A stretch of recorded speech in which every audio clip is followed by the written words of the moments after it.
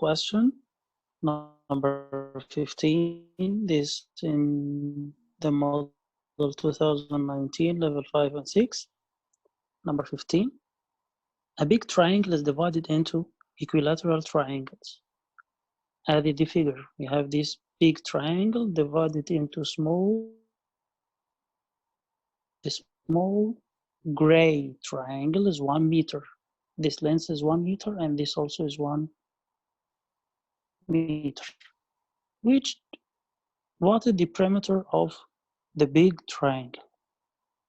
Look here, we need to complete this shape this way, and we can complete it also here with this 1 meter, and this 1, 2, 3.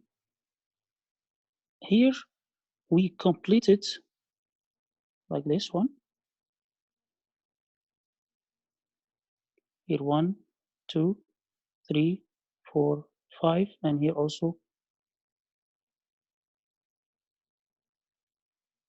1, 2, 3, 4, 5. So each side is 5 meter.